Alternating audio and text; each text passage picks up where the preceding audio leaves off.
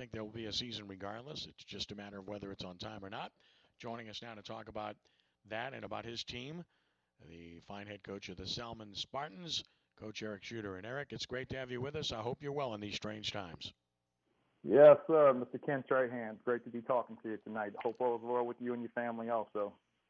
Oh, it's all good, and couldn't help but think about you a little bit. I had Coach Hank on the show Saturday with Ed Daniels and I, and of course we reminisced about everything under the sun, and you were a big part of that. I seem to remember a certain 1987 season where things went pretty well back in those days on the West Bank. Great times, Ken. Great times. You know, I was matter of fact, when you contacted me today, I heard a little bit of that deal with you were talking to Coach Hank, and it made me think about playing for Coach Hank and some of the things that, you know, Coach Hank was the first guy who told me I was going to be a football coach. He did it to me when I was like 15 years old. He looked at me one day, we were talking protections or something, and he goes, you know what? You're going to be a football coach one day. And I was like, yeah, right. Okay, whatever. And then when I student taught, I had the luxury of working for Darren Barbier. And I called Darren at Christmas break. I said, Darren, I'm going to be a student teaching at Hornville High School. And he said, you're going to coach with us, right? And I went, well, yeah, I guess so. And here we are 28 years later, you know, still doing the same thing, you know. So those guys saw something in me a long time ago that I didn't see in myself, and I really appreciate that for them. Of course, I'm just trying to picture this. When he told you that he thought you were going to be a coach, was it the week 2 Hank voice or the week 7 Hank voice, which you couldn't understand a word he was saying? Something like, oh, yeah. No, it was pretty well. We can make it out. We can make it out. We'll put it to you. There you go. It was a great conversation. I still remember that day like it was yesterday. Eric Chuter with us from Salmen High School. And Eric, obviously, you spent time coaching at Hannon as a head coach. I'm sure that prepared you well for this. You, of course, coached at Salmen for a long time. Had a little time with Bill Stubbs and, of course, the time with Jerry Leonard for an enormous period of time. You've kind of seen it all there. You've seen the highs and the lows. You've seen how good it can be, and you've seen what it's like to have to kind of start over again, right? Oh, no doubt about it, Ken. No doubt about it. That's why this whole time here, what it's taught me to is just appreciate things more. You know, as a younger coach, you know, you're always worried about the next rep, the next play, the next practice, the next team. You know, I think now what this has allowed me to do, like today, for instance, man, our young men, we had a great day today. And I came home this afternoon, and I'm just enjoying the day that we had. I'm enjoying what our young men were able to accomplish under all the circumstances today. So, yeah, you know, it's taught me to be a little more patient, and it's taught me to be definitely appreciative of a lot of things that we do have, because obviously we've seen how easily it can be taken away from us. Well, when you stepped into the job, you knew it was going to be kind of a start over. You know, you guys had a playoff team in Jerry's last year. You had a really good quarterback. You had Eddie, who was a hell of a player. So, and you know, you had a good team. But you knew those guys were all going to be gone, and it was kind of going to be a start-over situation. So you knew that going in when you took over the job. Oh, absolutely, absolutely. I knew it going in, and Jerry knew it going in. Jerry Leonard, that is, he knew it, and I think my first year taking over, you know, it was awesome to have him there as an assistant principal to be able to lean on a few times, you know, and help me through, you know, a tough year. You know, we were so close that first year from a few more victories. And, you know, it comes down in high school football, those 5 plays you got to make during the course of the game. And we didn't win those 5 plays that year. But what we've had to do is we've had to go out and reestablish our brand, so to say. We've had to go out and let people know that, you know, hey, Salmen football's here. Salmen football's coming back.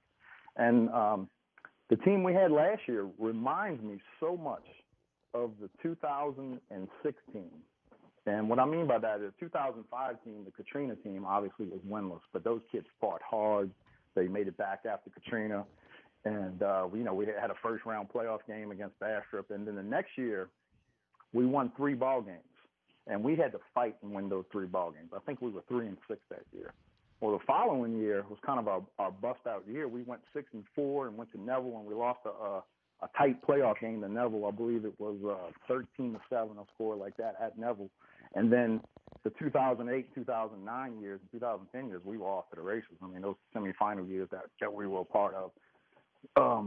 So this group of kids I have right now really remind me of that year, how resilient these kids are, how they have each other's back, they don't complain, they work hard, they are really a pleasure to coach. Visiting with Coach Eric Chuter of the Salmen Spartans.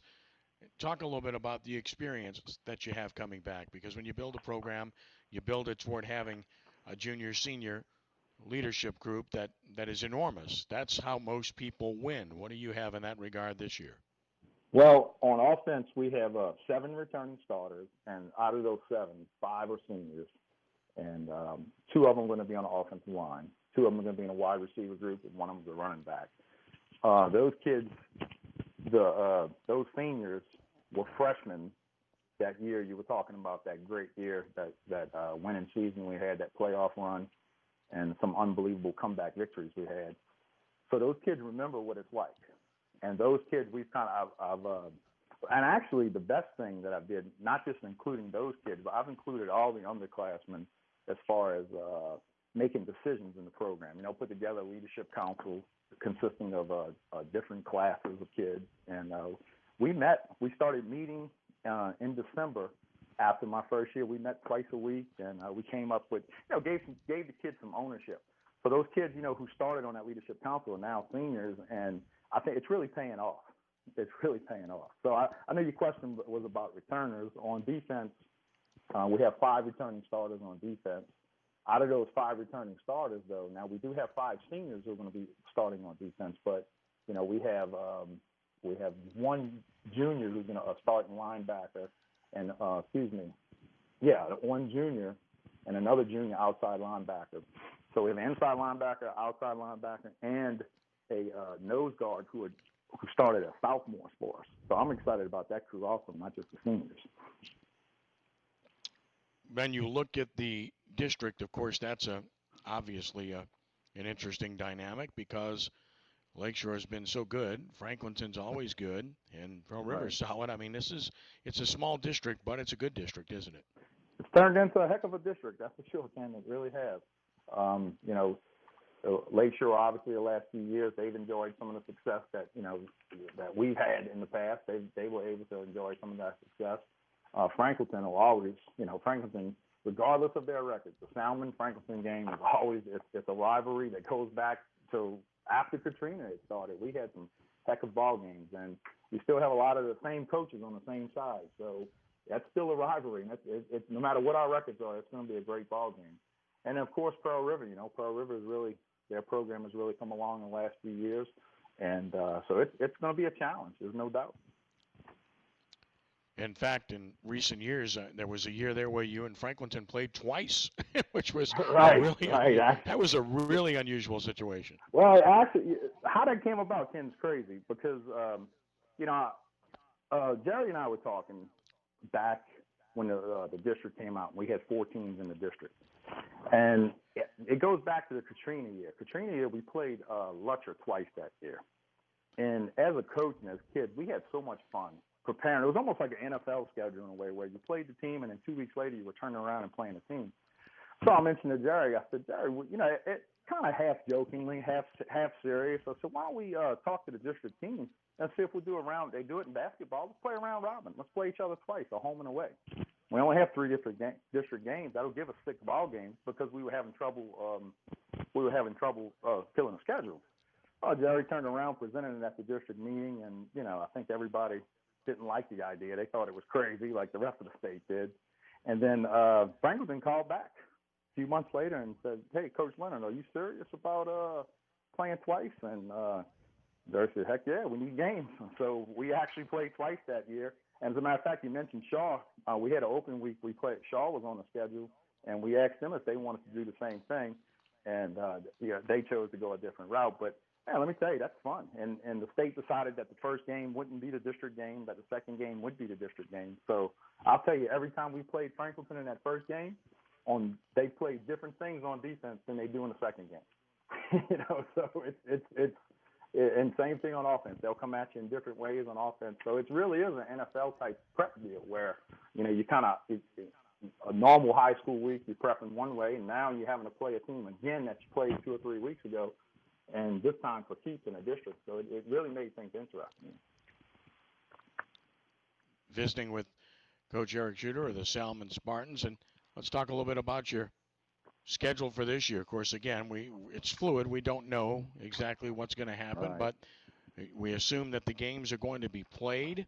It's a matter of when.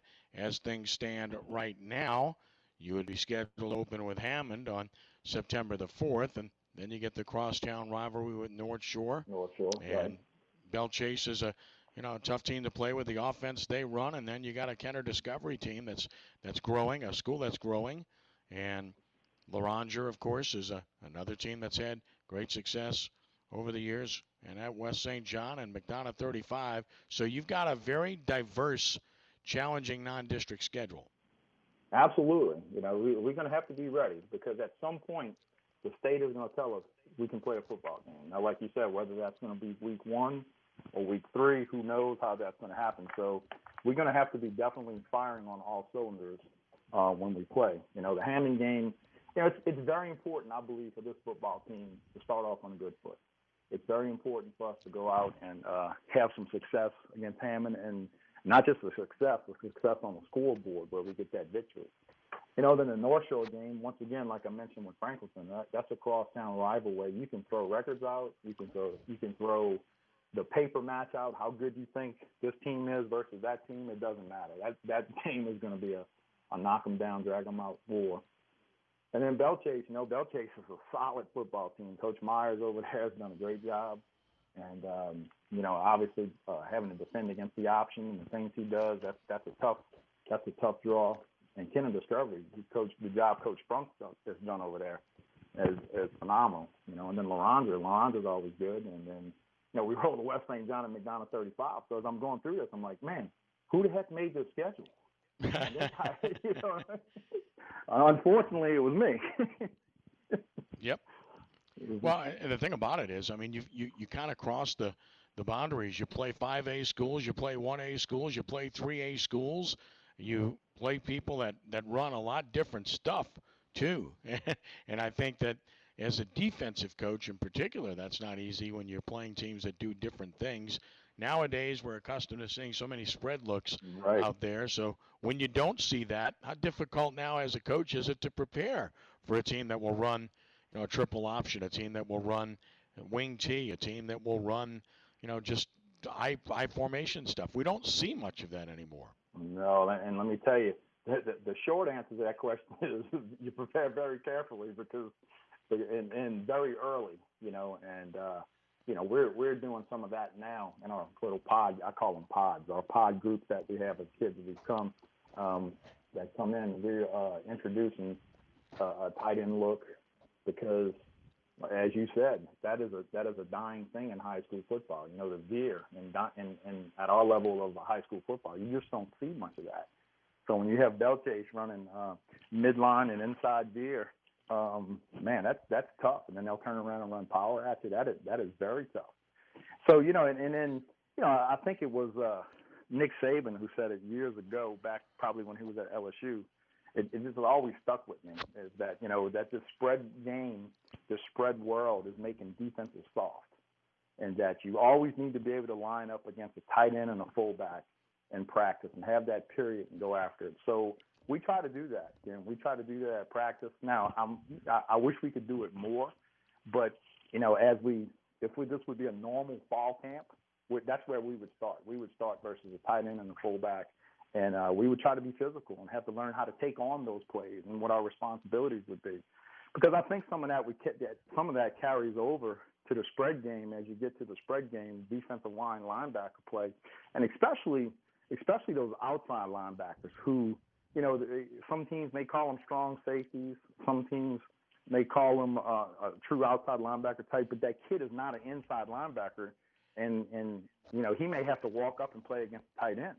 And if he has never done that before and he's used to just going out and playing cover 3 or cover 2 and then, rallying and making tackles, he's going to be in a world of trouble, and your team's going to be in a world of trouble. So we were, and going into spring, if we would have had spring this past year, our plan was to face nothing but a tight end on defense. So that's the long answer of it. You try to get it done as early as you can. So that way game week you're not scrambling to try to teach something. Well, Coach Hank says he's gone back to running the ball with a quarterback that's capable of doing that. this year. But I guess the last thing is, if you live long enough, you see everything. When I joked with Hank the other day, when I saw Hank Tierney and Jay Roth running spread offenses, I knew that the world had kind of turned over on its side, right? There's no doubt. As a matter of fact, you talked about Coach Hank. I remember at that 30th reunion we had for that state championship Yep. team. We were talking about a few RPOs and doing a few with a fullback, and we were sitting and talking. And I said, Coach, you got to try it. It's just like option. It's the same read. It's the same read. He goes, yeah, but you can't get sacked. He says, I don't care. I'm turning around. We're gonna run veer. I don't care. And a year later, he's in a spread. I like to die. So you got to be kidding me. Here we are. He argued me down on why he would never do anything in the shotgun or anything like that, and then all of a sudden here he is in a spread offense. But sometimes in high school football, it's going to depend upon what your kid can do also. Sure. Just because if I like to run a certain offense or defense, and if I don't have the kids, then we got to adapt. My saying with my coaches, my saying with my family, my saying with kids at school, everybody I come to is, we got to evolve or die. We can't be the same person we were 30 years ago. I can't be the same coach I was 30 years ago.